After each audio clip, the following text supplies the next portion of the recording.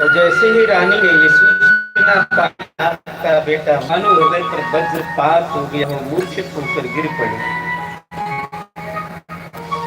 मुहूर्त के बाद, कुछ मुहूर्त के बाद जब चेतना आई तब पुत्र को देखने की ब्राह्मण से याचना की। ब्राह्मण ने कहा, सायंकाल में रोना अलक्ष्मी कारक होता है, क्यों रोती हो? तुम्हें लज्जा नहीं आती? अरे तुम्हें मेरी सेवा नहीं करनी हो तो मेरा धन वापस करके चली जाए। रानी ने कहा, स्वामी मेरा पुत्र सर्प दंश से मृत्यु को खुद ही मूर्छित हो गए और चेतना आदमी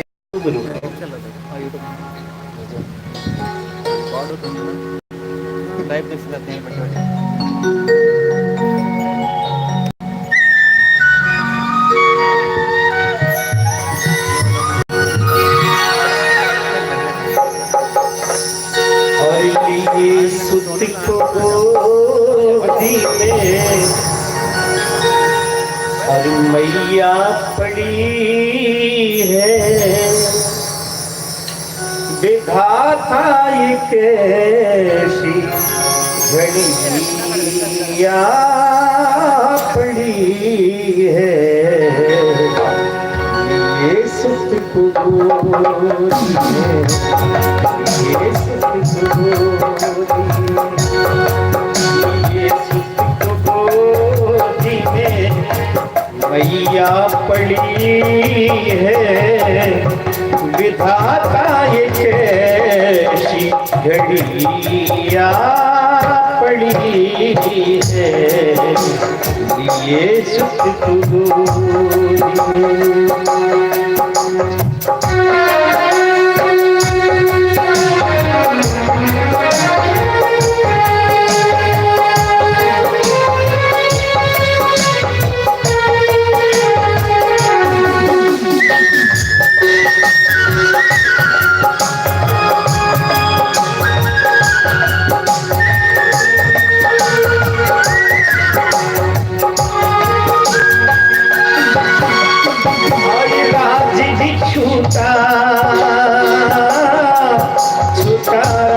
सारा पति भी छूटा,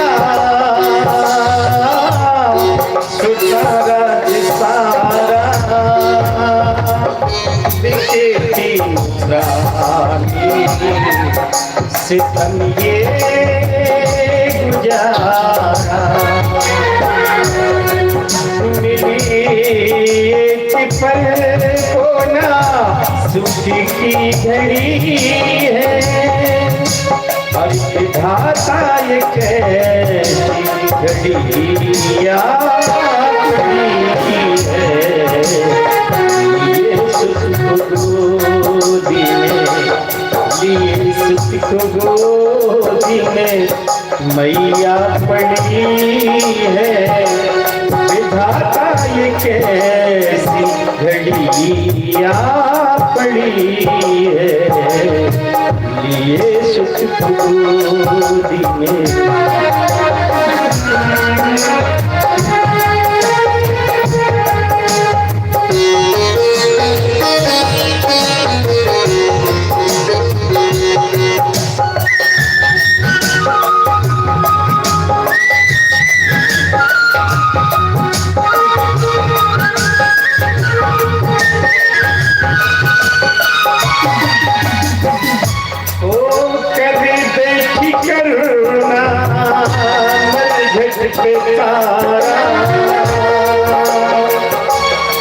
करे बैठी करुणा मरघट पे तारा, दुखी ही दुखों में सारा जीवन गुजारा, और प्रभु मेरे देखो हृदय की कली है, इसी लाल पर जिंदगी बस खड़ी है, लिए सुख को गोदी में, लिए सुख को गोदी में मैया पड़ी है, विधाता ये कैसी घड़िया पड़ी है, ये सुख गोदी में, ये सुख गोदी में।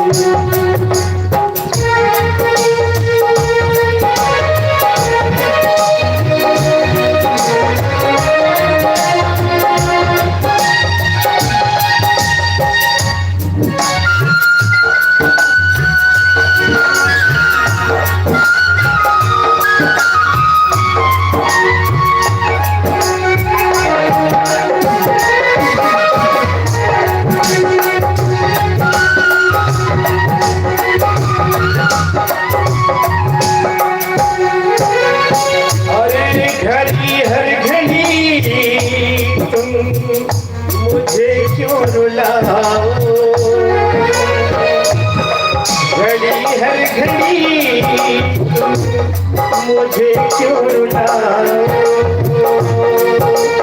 कभी कोई विपत हो उसे भी बुलाओ। ये कोरोना कहानी लिखी जा रही है, अरे राम जी की आंखों में नमी सा रही है। ये सुख गोदी में, ये सुख गोदी में, ये सुख गोदी में मैया पड़ी है। विधाता ये कैसी घड़िया पड़ी है, ये सुख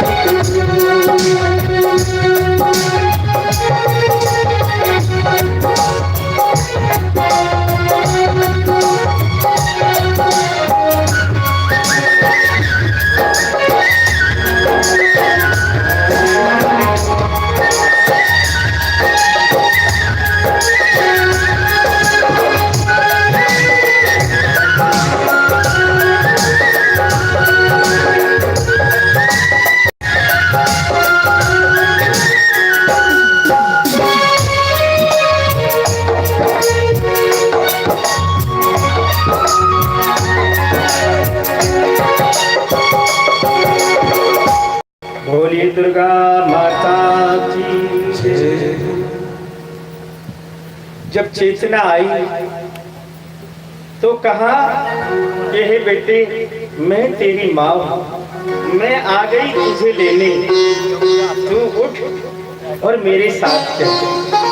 तेरे जन्म होते ही इस समय ऋषियों ने कहा था वो सब असत्य हो गया, जो कि दीर्घायु पृथ्वी राज पुत्र पौत्र समन्विता माता पिता का प्रिय सत्यवादी जितेंद्री, ये सब ऋषियों ने कहा था वो सब झूठ हो गया। हे स्वामी, आप कहाँ हो?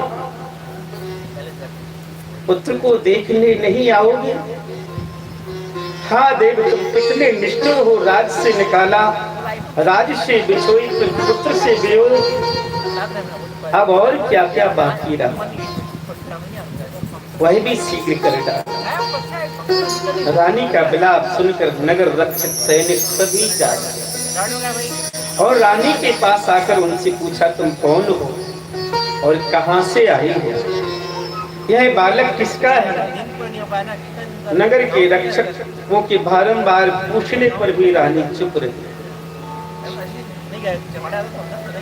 तब उन्होंने रानी को निश्चय ही बालघातनी पिशाचिनी सोच के पकड़ा और वध करने को चंडाल को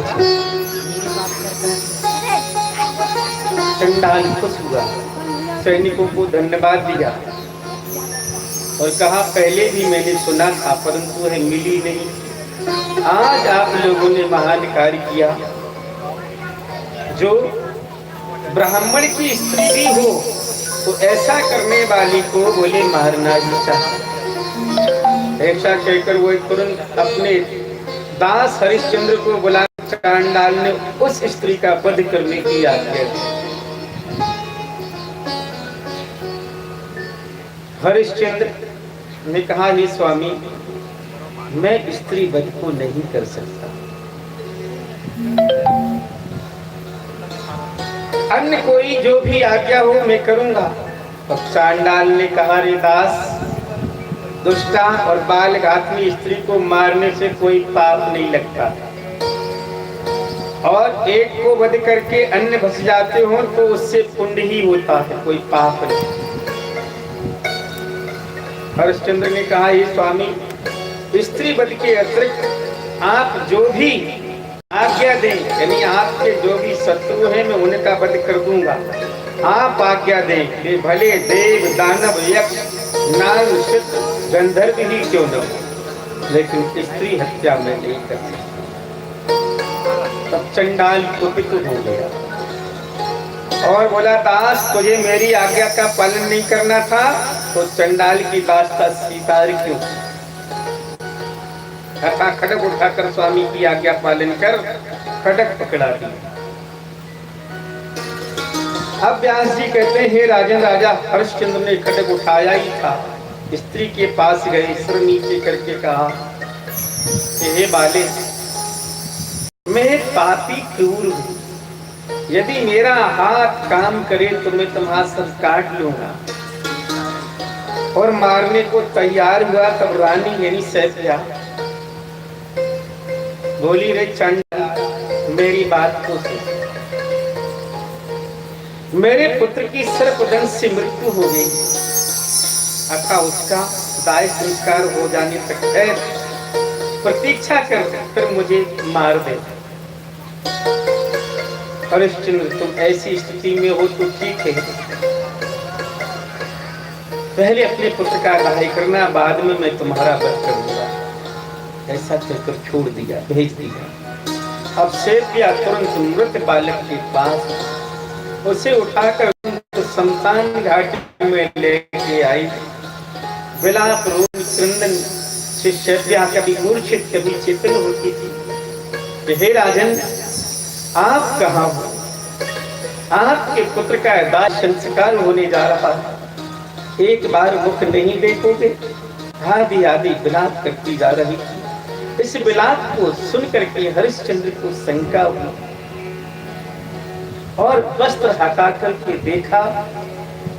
हरिश्चंद्र ने देखते ही अपने बालक रोहित को पहचान लिया।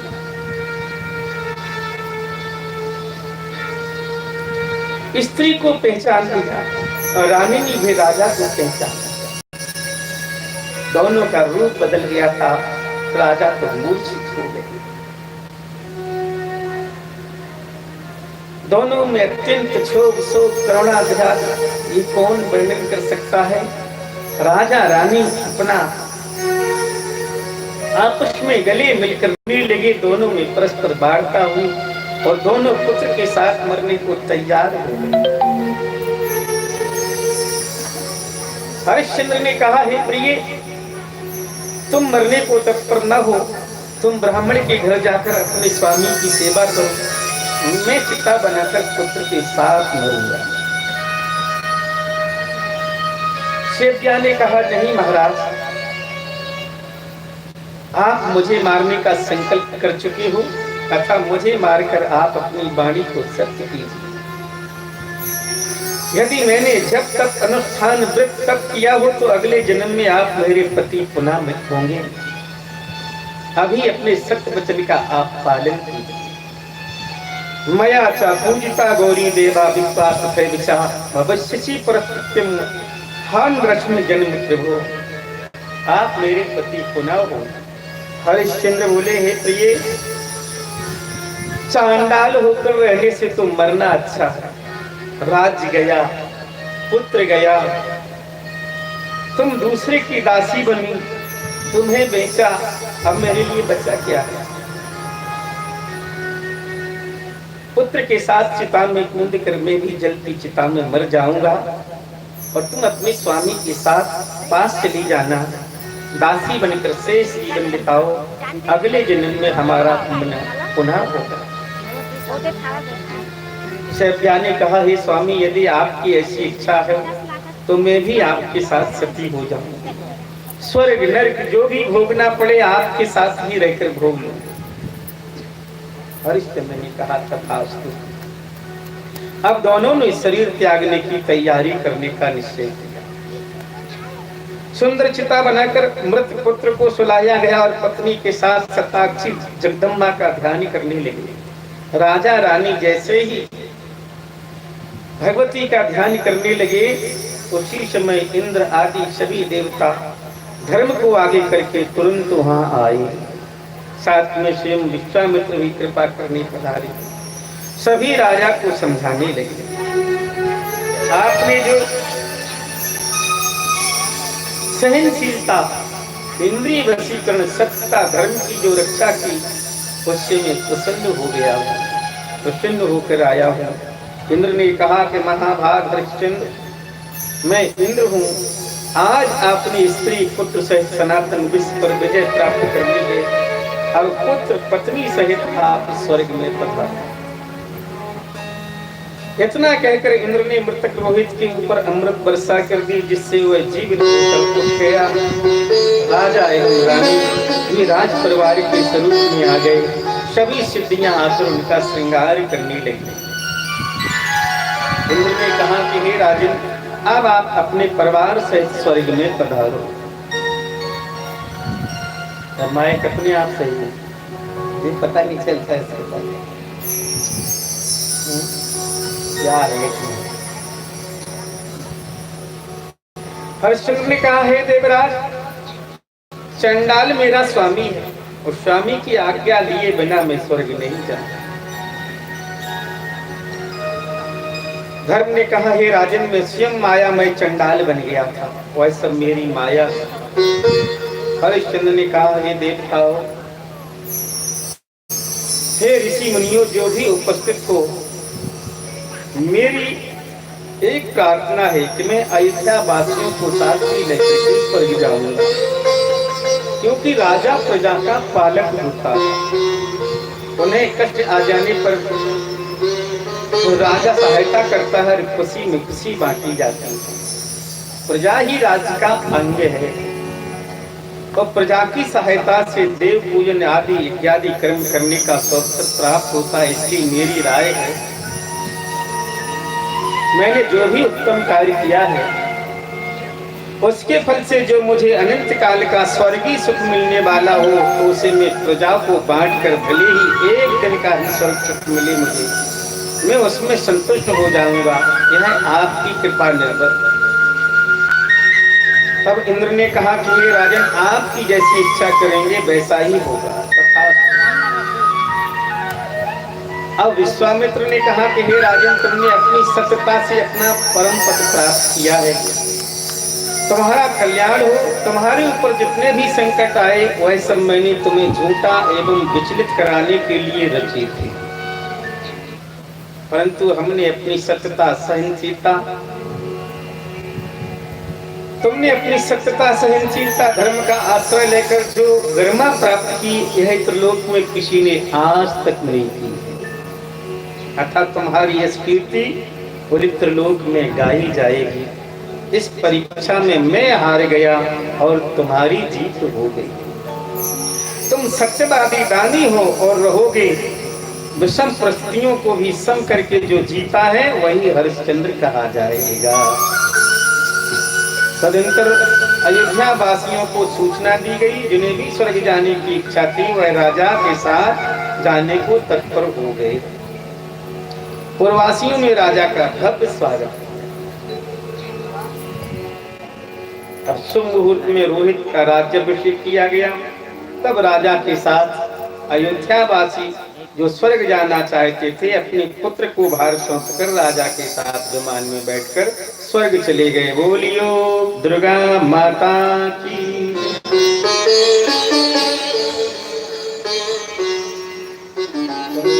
तुम ही गा दो, हम तो गाते हैं, तुम गा दो अपनी तरफ से।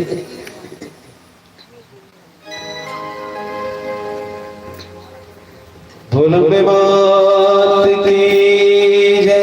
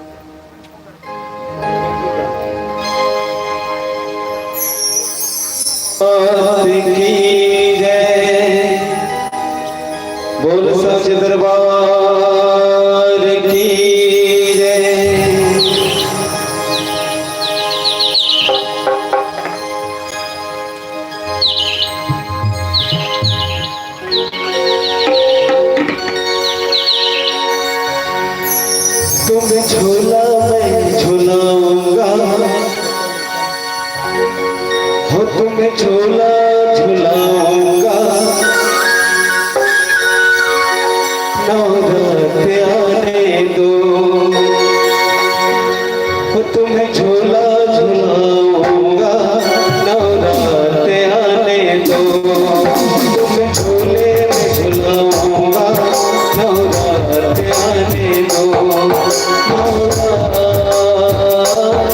आने दो,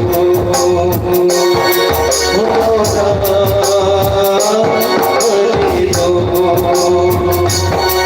तुम्हें झूला में झूलाऊंगा, तुम्हें झूला में झूलाऊंगा नवरात्रे आने दो, आने दो,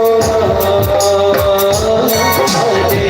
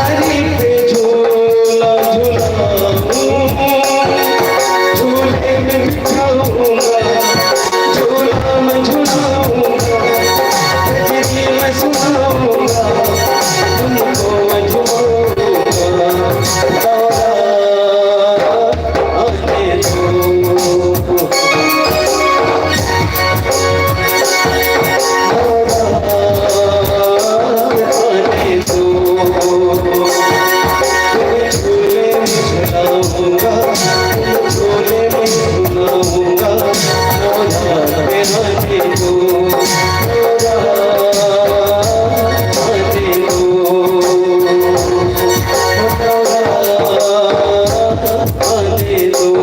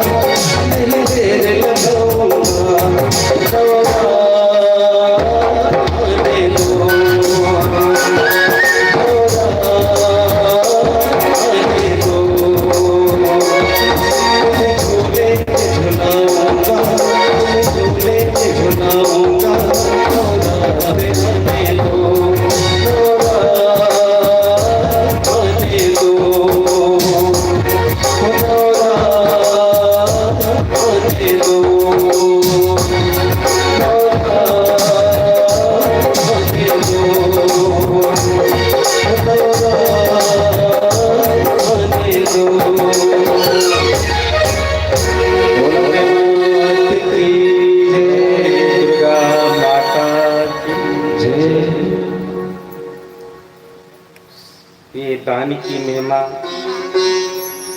और दान का फल सबसे श्रेष्ठ है।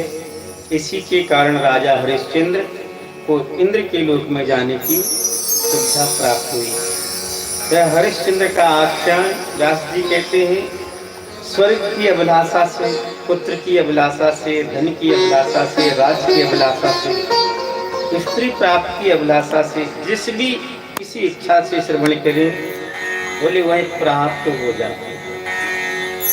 आज भगवती के दुर्गा, शताक्षी और शाकंभरी नामों का इतिहास, महागौरी महालक्ष्मी के अंतर्ध्यान तथा अपना प्राकट्य की कथा और सिद्ध पीठों का वर्णन।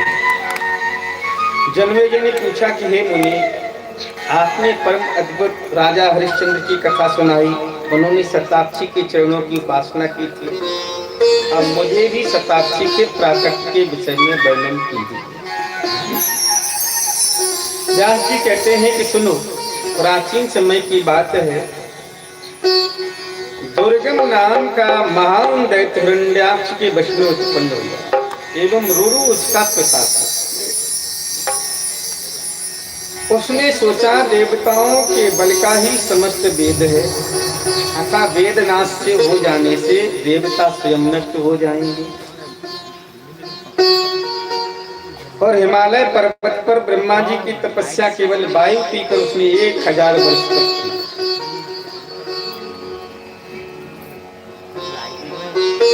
उस तपस्या से प्रसन्न ब्रह्मा जी हुए, वर देने के लिए दुर्गम के पास आए और कहा, आओ आओ।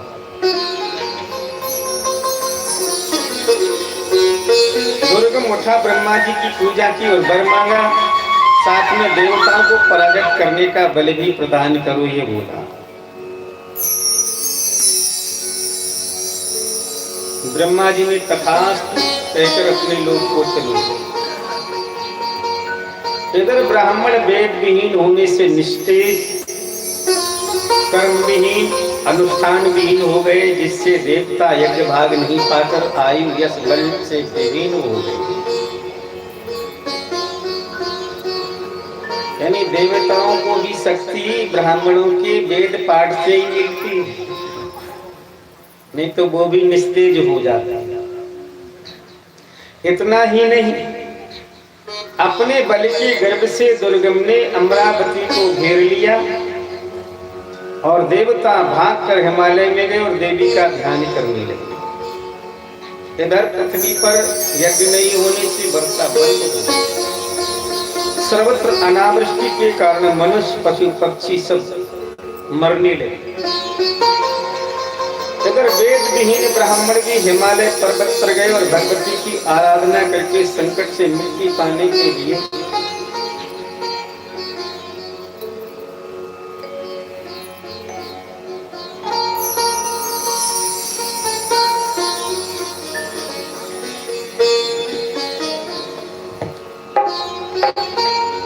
दया कुरु महेशानी पामरेषु जनेषु हि अनंत कोटि ब्रह्मांड नायके नमो नमः।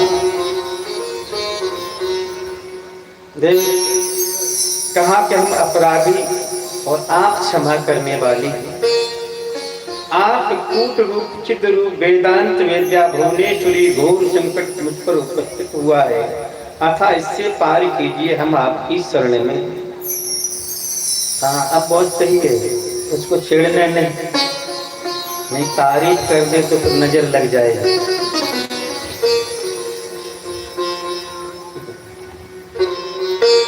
ऐसे ही रहने।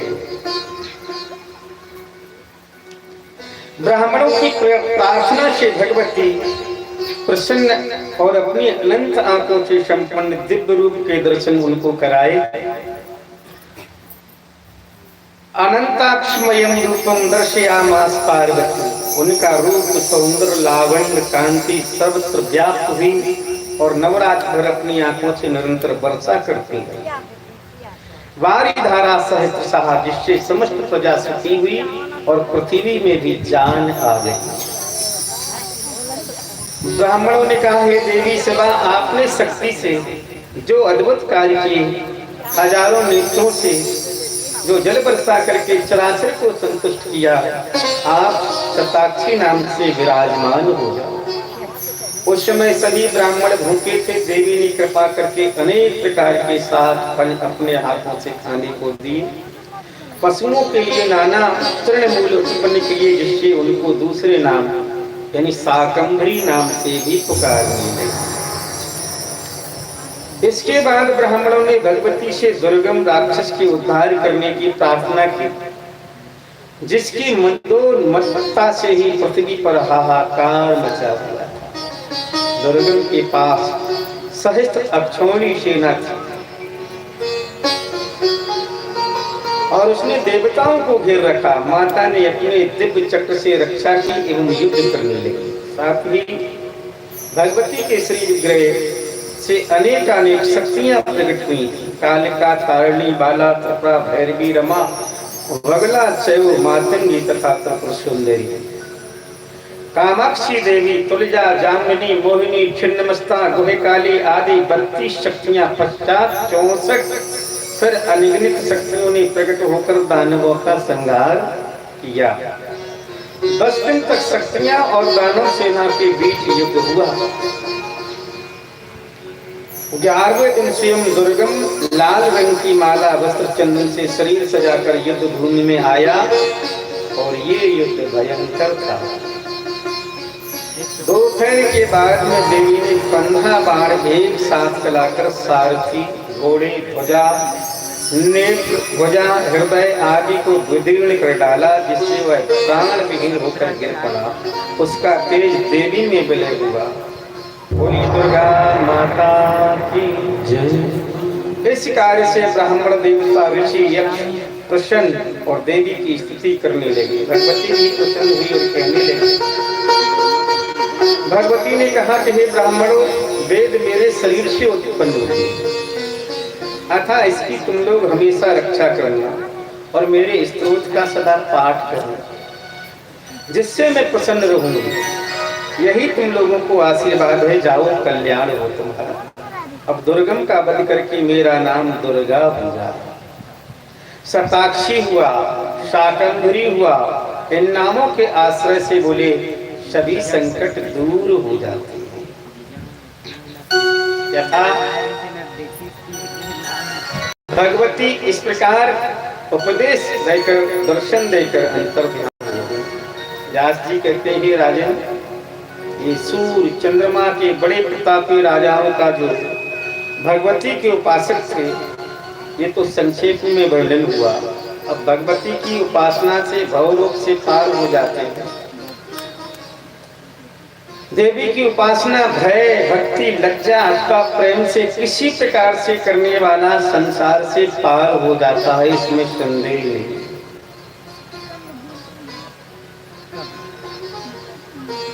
जैसे कहा है, ये भावो भावो अनखे आलस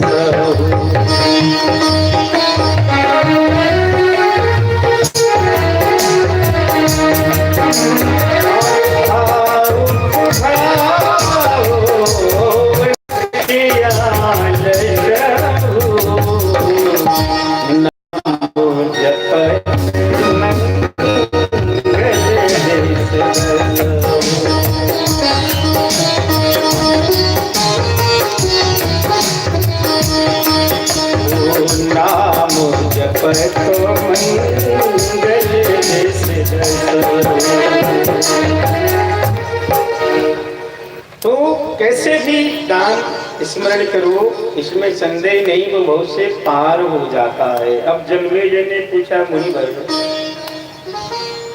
छठे स्कंद में आपने बताया था कि भगवती ने गौरी, लक्ष्मी, सरस्वती रूप प्रकट करके क्रमशः से विष्णु ब्रह्मा को प्रदान किया। साथ ही यह भी सुनने में आता है कि गौरी हिमालय तथा दक्ष की पुत्री एवं लक्ष्मी समुद्र मंथन से उत्पन्न हुई थी। यह कैसे संभव है, इसका रहस्य बताने की कृपा करना।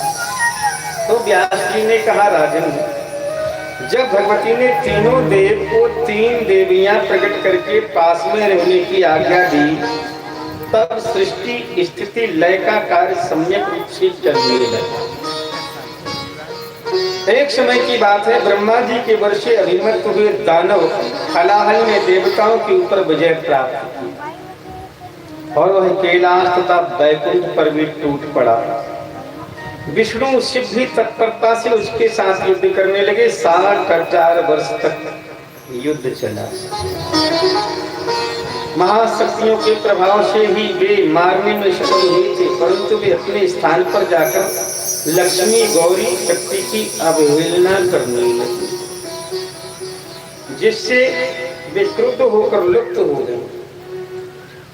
अतः इन दोनों शक्तियों के अंतर्ध्यान होते ही विष्णु एवं शंकर की भी शक्ति, ये दोनों भी शक्तिहीन हो गए, जिससे अपने कार्य करने में ये असमर्थ हो गए। तब ब्रह्मा जी को चिंता हुई, यानी ब्रह्मा चिंता से अधीर हो गए। आंख बंद करके देखा तो शक्ति के कोप के कारण यह स्थिति पैदा हुई। ब्रह्मा जी सृष्टि के कार्य खूब करने लगे। विष्णु और शिव को भी अपने पुत्र सनकादि मनु दक्षादि को भगवती को प्रसन्न करने हेतु बोले तपस्या में लगाया और कहा तो जब तक भगवती प्रसन्न नहीं हो जाती तब तक कठोर तप करते रहो। जिस कुल में ये दो शक्तियां प्रकट होंगी वह कुल स्वयं के साथ संसार को भी पावन बनाएगा। अब पितामह ब्रह्मा जी की आज्ञा पाकर सनकादि हिमालय के तट पर गए माया बीज का जप करने। 1,00,000 वर्ष के 1,00,000 वर्ष तक जप किया। उसके बाद देवी ने प्रत्यक्ष दर्शन दिया और वरदान के लिए कहा, वरम रूप महाभागा वरदा हम सदा बता। मुनियों ने कहा कि हे माता, शंकर और विष्णु को अपनी शक्ति पुनः प्राप्त हो ऐसा वरदान दीजिए। दक्ष ने कहा कि हे माता, आपका जन्म मेरे कुल में हो ऐसी कृपा करो। अब मेरी कृपा से उनमें शीघ्र ही किंचित शक्ति आएगी। गौरी और लक्ष्मी का जन्म दक्ष एवं क्षीर सागर से होगा। समय एवं मेरी प्रेरणा अनुसार ये दोनों शिव एवं विष्णु को प्राप्त होंगी। ऐसा कहकर भगवती अंतर्ध्यान हो गई। अब भगवती की कृपा से शिव और विष्णु पुनः स्वस्थ हो गए, अपने कार्य करने लगे। समय आने पर महालक्ष्मी ने क्षीर सागर मंथन करते समय तथा महागौरी ने दक्ष प्रजापति के यहाँ जन्म लिया। दक्ष के यहाँ गौरी भगवती के सत्यांश से प्रकट होने से उनका नाम सती रखा गया और शिव के साथ विवाह किया गया।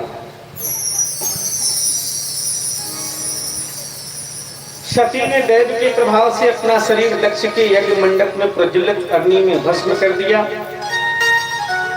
तब जन्मेजय ने पूछा कि महाराज, सती को अग्नि में भस्म क्यों होना पड़ा? क्या यह दुर्घटना दक्ष के घर में हुई जिसके स्मरण से घोर रूपी अग्नि से पार लग जाते हैं, ऐसी भगवती को क्यों संकट आया? बताइए। तब व्यास जी कहते हैं, राजन, एक समय की बात है। मुनिवर दुर्वासा जम्बू नद के तट पर विराजने वाली भगवती जम्बू देवेश्वरी के पास गए। माया बीज का जप किया।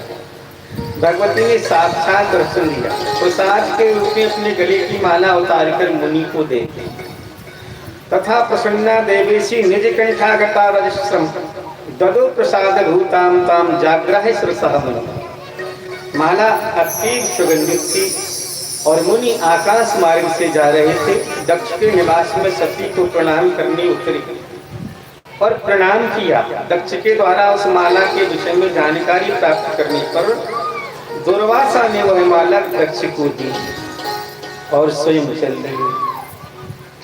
उधर दक्ष ने उस माला को रति कक्ष में शयन स्थल पर रखा।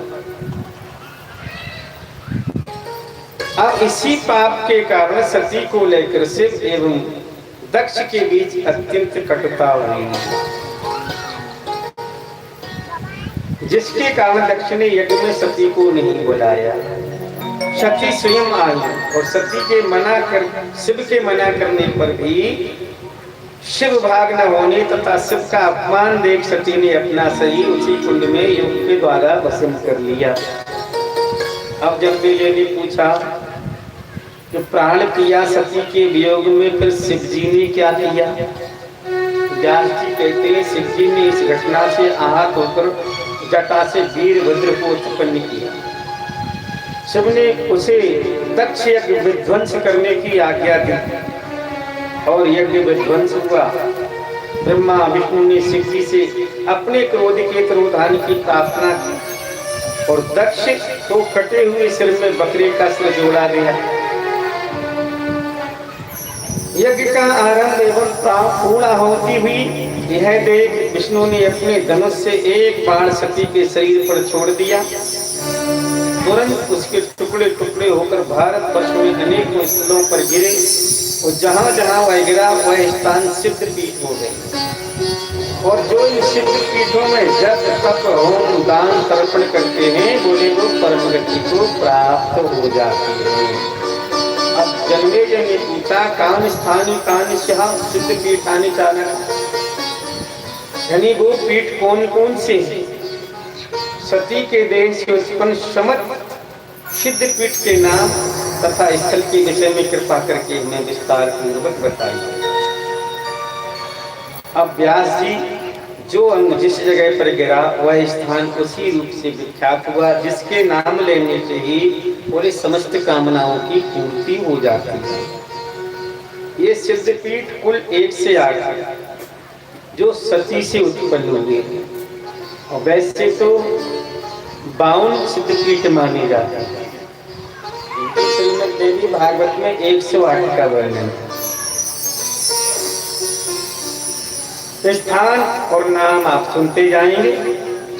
वाराणसी में विशालाक्षी नाम देवी का, प्रयाग में ललिता, मानस में कुमुदा, उत्तर में विश्वकाम प्रपूर्णी, मंदराचल में कामचारिणी, नैमिषारण्य में लिंगधारिणी, गंधमादन पर्वत पर कामुकी, दक्षिण में विश्वकामा, गोमन पर गोमती, चैत्ररथ में मधुरकटा और हस्तनापुर में जयंती, मलयाचल में रंभा, पुष्कर में पुरुहुता, हिमवान पीठ में मंदा, स्थानेश्वर पीठ में भवानी, श्रीशैल में माधवी, बाराही पीठ में जया, रुद्रकोट में रुद्राणी, शालिग्राम पीठ में महादेवी, महालिंग में कपिला, मायापुरी में कुमारी, गया में मंगला, सहस्त्राक्ष में फलाक्षी, विशाखा अमोघाक्षी और सुरपाश्व में नारायणी, विपुल क्षेत्र में विपुला, सह्याद्री में एकवीरा, राम तीर्थ में रमणा, कोट तीर्थ में कोटवी, गोदावरी में प्रसन्ना, शिवकुंड में शिवनंदा, वृंदावन में राधा, चित्रकूट में सीता,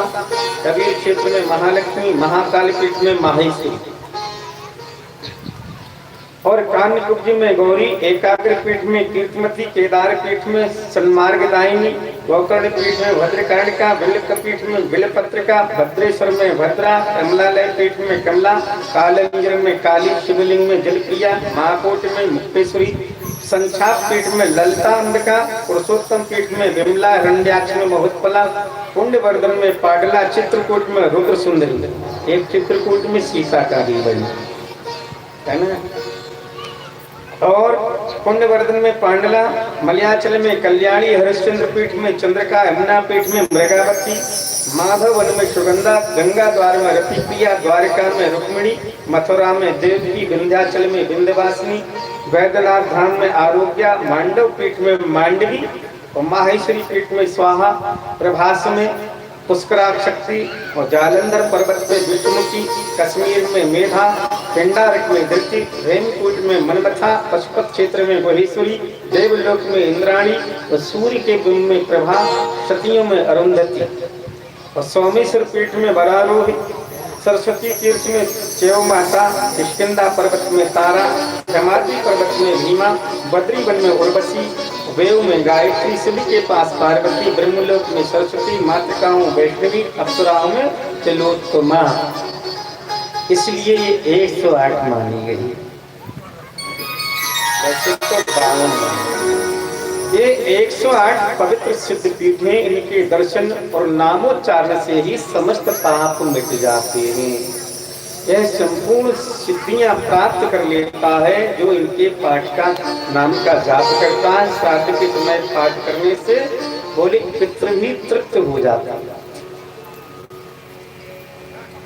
अब तारकासुर से पीड़ित देवताओं द्वारा भगवती की तथा हिमालय के घर देवी का प्राकट, हिमालय की प्रार्थना पर देवी का ज्ञान उपदेश प्राप्त।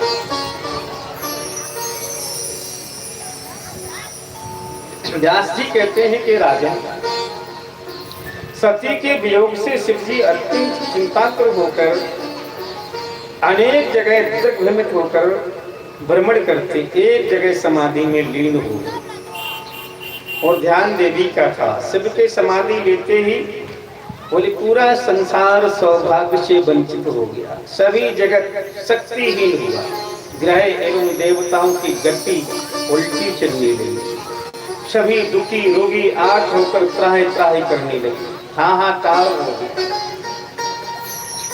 क्योंकि इसी समय तारकासुर दैत्य ब्रह्मा जी के बल से उन्मत्त होकर संसार को हिलाने लगा, देवता मनुष्य सब त्राहि त्राहि करने लगे।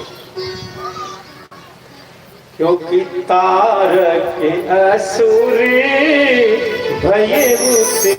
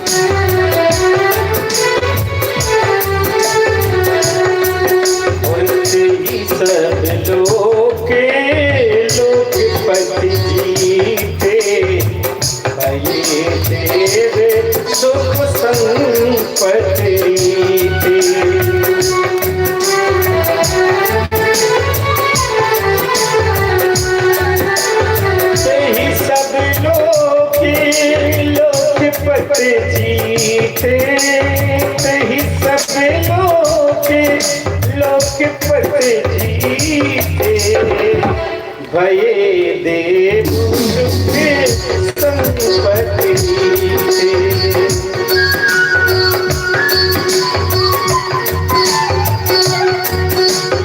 अजर अमर सो जीत न जाई, अजर अमर सो जीत न जाई, हारे सुर विधि लड़ाई।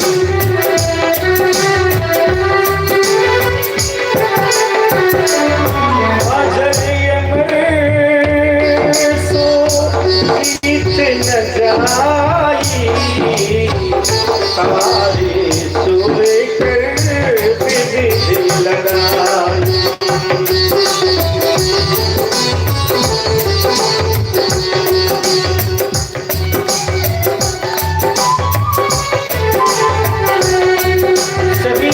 डर गए, चिंतित हुए, क्योंकि शिव स्वयं पत्नी के वियोग से तड़प कर तप कर रहे थे। अब क्या होगा, कैसे तारकासुर का वध होगा। वे सब उपाय ढूंढते हुए बैकुंठ लोक हो गए।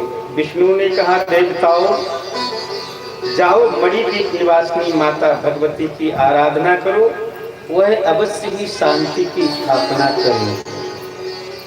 स्वतंत्र देवता हिमालय पर्वत पर आ गए, कोई जप, कोई तप, कोई अम्बा यज्ञ, कोई सूक्त पाठ, कोई तृतीय आदि व्रत, कोई समाधि, कोई न्यास, कोई कृच्छ व्रत से फल लेखा पराशक्ति की पूजा, चक्रोत्तम व्रता, यानी ध्यान करते करते कई वर्ष व्यतीत हो गए। देवी प्रसन्न हो गई। अब चैत्र मास की 9वीं शुक्रवार के दिन करोड़ों तेज को समायोजित करके सबके सामने प्रकट हुई। बोलिए दुर्गा माता। कहीं देवी का इतना तेज था कि देवताओं की आंखें उस कांति को देख नहीं पाई। उसके पश्चात धैर्य धारण करके देखने लगे। भगवती का अनुपम सौंदर्य था, दिव्य कांति, दिव्य आभूषण, दिव्य आयु। देवता सभी कृतकृत्य हो गए, भाव विभोर हो गए, कंठ अवृत हुआ, प्रसन्न चित्त से स्तुति करने लगे। नमो देव्ये महादेव्ये शिवाय सत्तम नमः, नमः प्रकृते भद्राय नितात्मताय महता।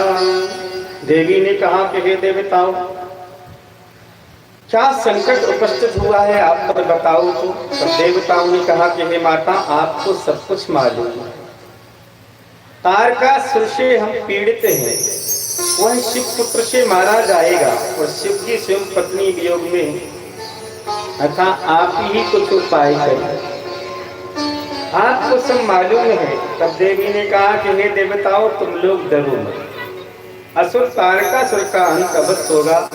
मेरी शक्ति हिमालय के घर में जन्मी थी, उसका विवाह शिव जी के साथ कर देंगे। आप लोगों का कर्तव्य होगा ये। और गौरी का शिव के साथ जब विवाह हो जाए ऐसा कार्य करना चाहिए, साथ ही हिमालय को भी मेरी उपासना करनी चाहिए। बोली तब ये कार्य सिद्ध होगा। तो हिमालय ने भी यह देवी की बाणी सुन ली थी। वह सुनते ही इतने करुणामय बन गए कि कहाँ जड़ में वो कहाँ अनंत कोटि ब्रह्मांड नायिका अपने भाग्य को देख करके चकित हुए और देवी से पूछने लगे, सर्व वेदांत सिद्धम चा तद्रूपम ब्रूहि में तथा योगम चा भक्ति सहितम ज्ञानम का श्रुति सम्यता। मुझे वेद वेदांग में वर्णित आपके स्वरूप ज्ञान योग भक्ति विषम में विशेष कृपा करके वर्णन कीजिए, जिससे मैं धन्य हो जाऊं। देवी कहती है, हे माला, हे समस्त देवगण, सृष्टि के पूर्व मैं थी और कुछ नहीं था। उस समय मेरा रूप सच्चित आनंद था। उसकी एक शक्ति प्रकट हुई जिसका नाम माया पड़ गया। अग्नि में जो प्रकाश है तथा चंद्रमा में जो चंद्रिका शक्ति है, बोले वो मेरा ही अंश है। जीवों का जीना और मरना बोली उसी शक्ति से होता है। प्रलय के समय में मैं उसी शक्ति के सहयोग से मैं बीज रूप में परिणत हुई। यानी जैसे गीता में भगवान कहते हैं कि सब कुछ मैं ही हूँ, मेरे सिवा कुछ नहीं। ऐसे श्रीमद् देवी भागवत में देवी कहती हैं कि जो कुछ हूँ मैं ही हूँ। उसी शक्ति को जब तक जड़ ज्ञान माया प्रकृति अजा अविद्या आदि नामों से जाना जाता है, चैतन्य दृश्य नहीं होता। यदि दृश्य बना तो वह जड़ हो जाता है, क्योंकि चैतन्य स्वयं प्रकाश होता है।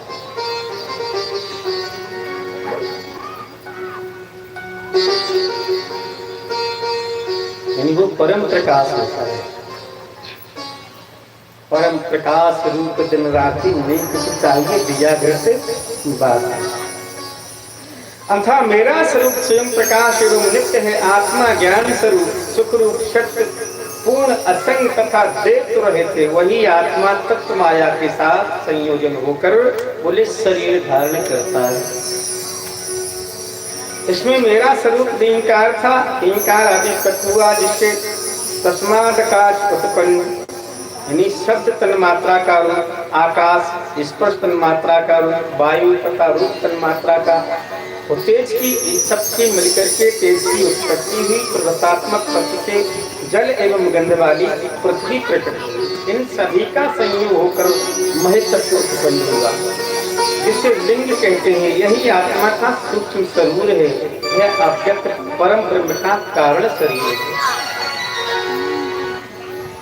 परमात्मा का स्थूल देही विराट रूप से जाना जाता है। तो वृत्ति भेद से 4 प्रकार का अंतःकरण उत्पन्न हुआ, मन बुद्धि चित्त अहंकार। और पंचभूत में राजसंसित कर्मेंद्रियों की उत्पत्ति, जो 10 है, 5 कर्मेंद्रिय और 5 ज्ञानेंद्रिय। इन सबसे मिलकर सूक्ष्म शरीर की उत्पत्ति हुई है। माया और अविद्या भेद से शक्ति भी 2 प्रकार की कही गई। शुद्ध सत्व प्रधान माया है, मलिन गुण प्रधान अविद्या कही गई। शुद्ध माया के साथ ईश्वर रहता है और मन वाली के साथ जीव रहता है।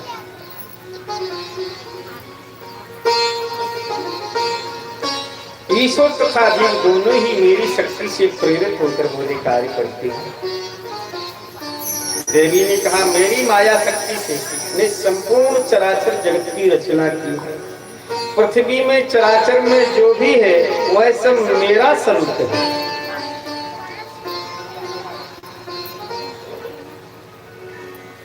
जैसे अरण्य कांड में लक्ष्मण जी को भगवान ने उपदेश दिया है लक्ष्मण गीता से बोलते हैं, बोले गोचर जहाँ लगे मन जाई,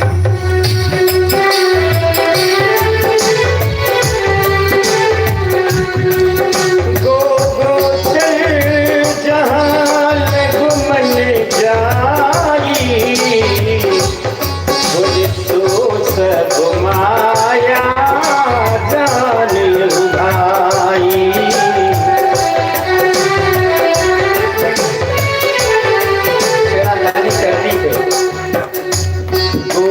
गोचर जहाँ लग मन जाई, माया जानी भाई।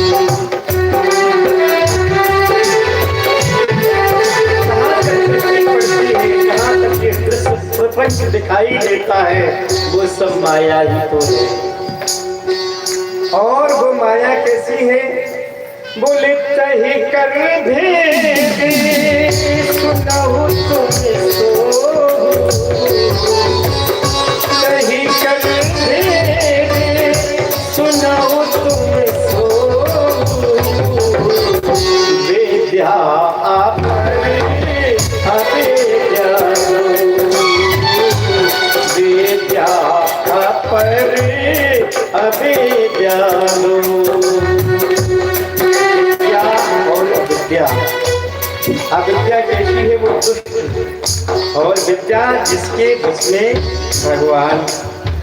एक दोषी अतिशय दुख रूपा, अविद्या के कारण ही जीव भव रूप में पड़ा।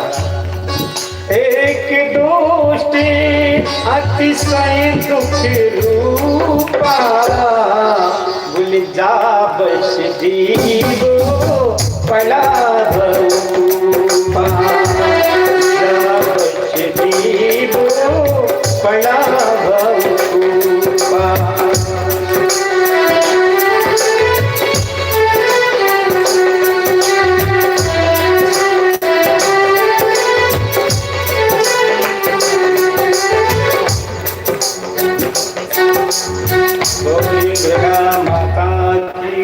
ब्रह्मा विष्णु रुद्र गौरी ब्राह्मी वैष्णवी क्षत्रिय सब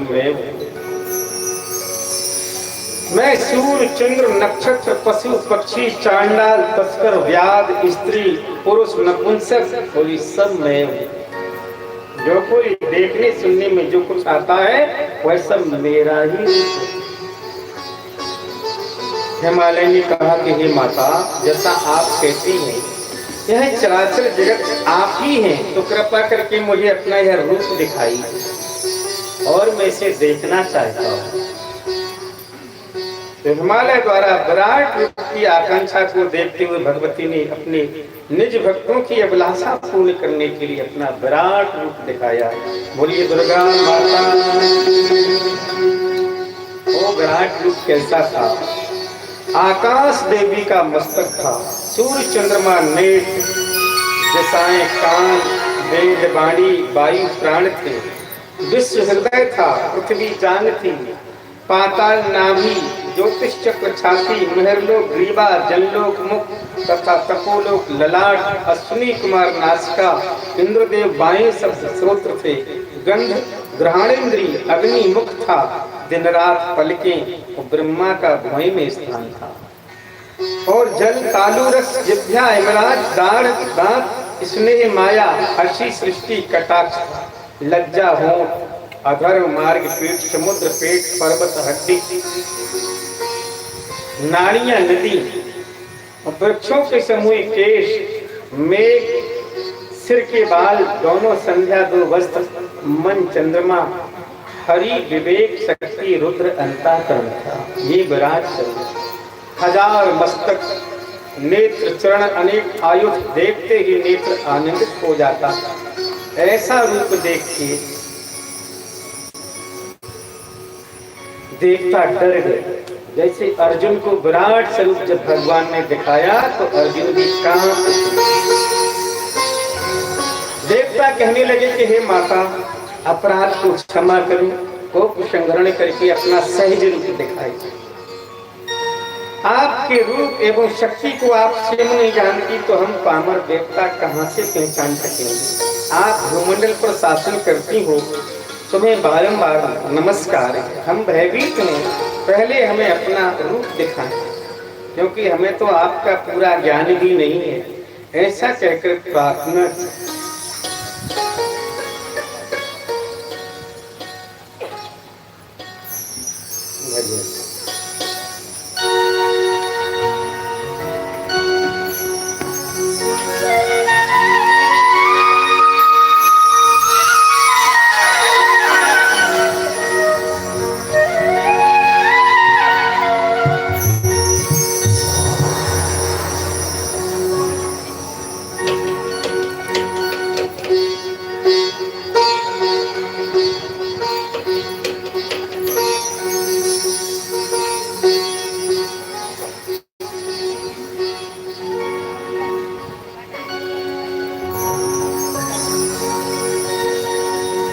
देवता कहते हैं हमें आपका पूरा ज्ञान नहीं है, पहले अपना रूप मुझे दिखाएं, और वो भी साधारण, क्योंकि इस रूप को हम देख नहीं पा रहे। तो क्या कहते हैं, सच पूछो तो हमको, सच पूछो तो मुझको नहीं है ज्ञान तुम्हारा। सच पूछो तो मुझको नहीं है ज्ञान तुम्हारा, पर दिल में रहा करता है बस ध्यान तुम्हारा, पर दिल में रहा करता है बस ध्यान तुम्हारा।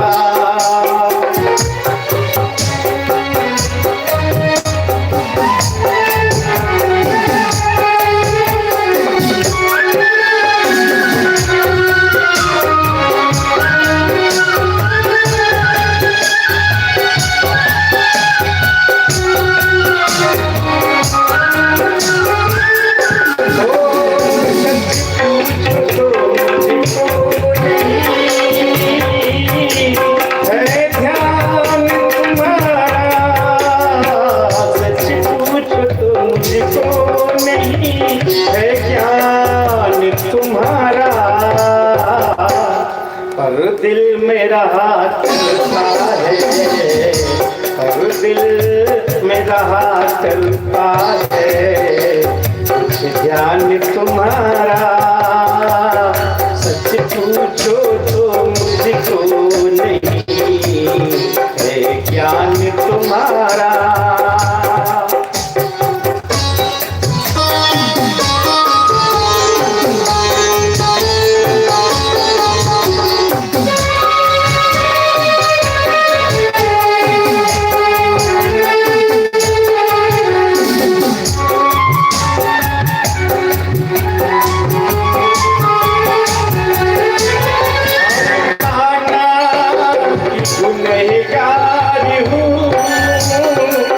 पापी हूँ अधम हूँ, माना कि गुनहगार हूँ, पापी हूँ अधम हूँ,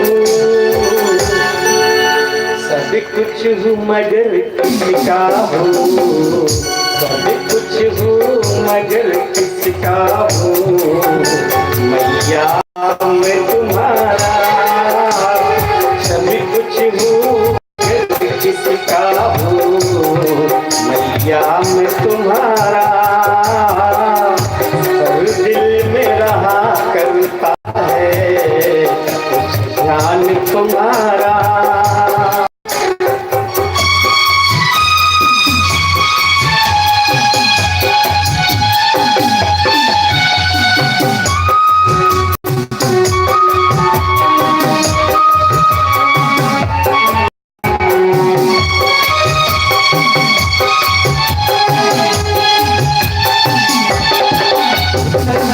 पूछो तो मुझको नहीं है ज्ञान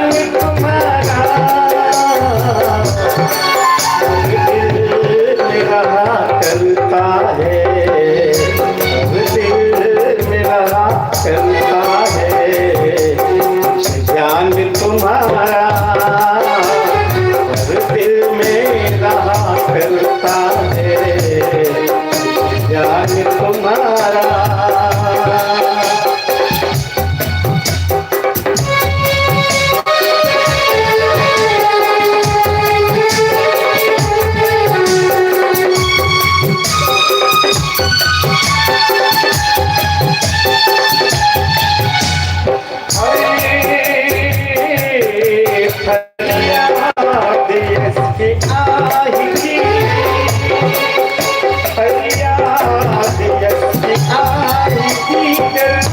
चाहे है तुमको फरियाद इसकी, फरियाद इसकी आही की गर चाहे है तुमको। त्रिभुवन